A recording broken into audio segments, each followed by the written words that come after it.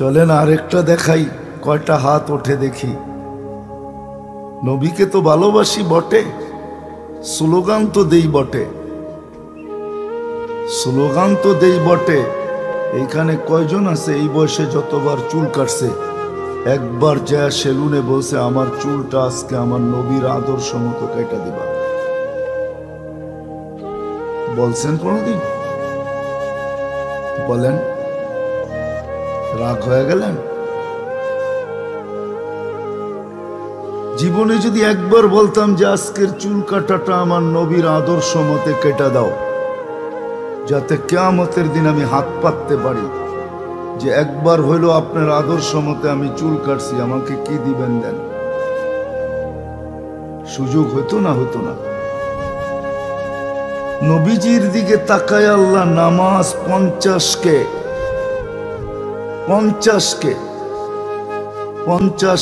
5-এ নিয়ে আসছেন, সংখ্যা কমায় দিছেন। কিন্তু আরেক দিকে তাকায়া সওয়াব বিন্দুও কমান নাই। বলছে নবীজি উম্মতের কষ্ট হবে, আপনি 9 বার আসলেন, উম্মতের ভালোবাসায় আমি সংখ্যা কমায়া দিয়া 5-এ নিয়ে আসলাম, কিন্তু আমিও উম্মতকে ভালোবাসি, সওয়াব বিন্দু কমাবো না, পড়বে 5 পাবে 50। রমজান কেন এটা আমি বুঝাইতে চাইতেছি আপনাদেরকে, একটু পিছের থেকে নিয়া। সওয়াব কমাবো না, সওয়াব 50। বলেন কয়জন পড়ে নামাজ? শতকরা কয়জন মুসলমান নামাজ পড়ে? কয়জন বলেন? রাগ হয়ে যাবেন? হ্যাঁ, সিলেট তো আলেম ওলামাদের গোডাউন চিনেন? হ্যাঁ, বাংলাদেশের সবচেয়ে বড় বড় আলেম সিলেটে, অতীতও ছিল এখনো আছে। সিলেটের সবচেয়ে বেশি মাদ্রাসা শাহজালাল রহমতুল্লাহ আলের বরকতে, হুসাইন আহমদ মাদানী রহমতুল্লাহ আলের বরকতে।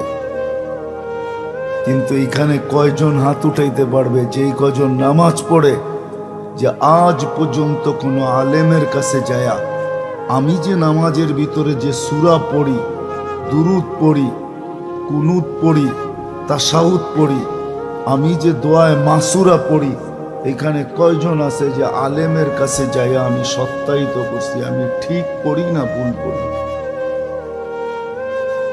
কয়জন হাত উঠাইতে পারবেন?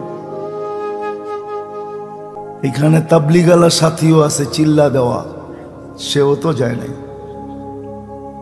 3 চিল্লালাও হইতে পারে 2-1 জন, সেও তো যায় নাই। গেছি কোনোদিন? হ্যাঁ, কি বলেন? বাকি নামাজ কয় % পড়ে? যারাও পড়ে আজ পর্যন্ত কোনো আলেম থেকে সত্যায়িত করে নাই। আল্লাহর রসুলের দিলে ব্যথা ছিল উম্মত 5 বার 5 বেলা পড়ে কি পড়ে না, এই ব্যথা ছিল দিলের ভিতরে।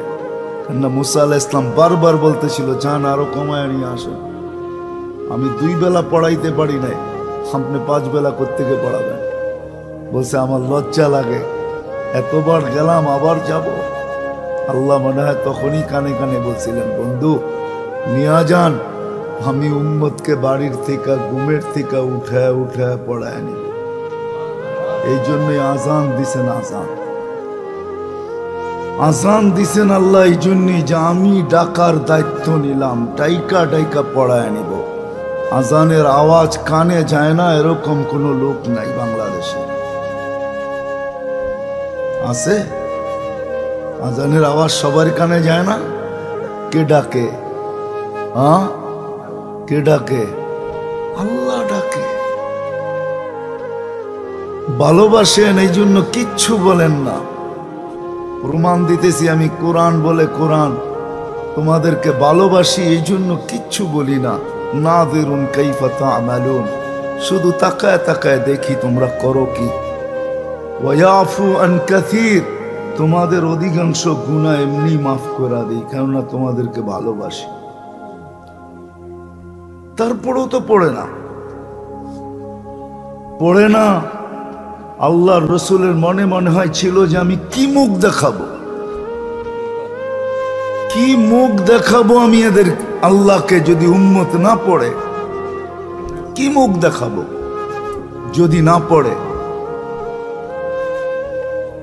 যদি না পড়ে উম্মত আজকে 90 ভাগ নামাজ পড়ে না, 10 ভাগ নামাজ পড়ে, তাও আলেম ওলামাদের কাছে যাইয়া সত্যায়িত করে না যে আমি যা পড়তেছি এটা কি ঠিক পড়তেছি না ভুল পড়তেছি। অথচ কদমে কদমে ওলামা, সিলেটের কদমে কদমে হক্কানি আলেম আল্লাহওয়ালা যায় না। আল্লাহ রসুলের ব্যথা রয়ে গেছে ভিতরে যে উম্মত না পড়লে কি মুখ দেখাবো। 50কে 5-এ 45 কমায়া দিলেন, নিনে ডাকার দায়িত্ব নিলেন। তো আল্লাহ যেন বুঝাইতে চাইতেছে, বন্ধু ফরজের ঘাটতি আমি থাকতে দিব না। বলছে সেটা কি কইরা? তো রমজান দিছেন 70 গুণ ফরজকে বাড়ায়া দিছেন। এক ফরজ কয় ফরজ? এক ফরজ 70 ফরজ।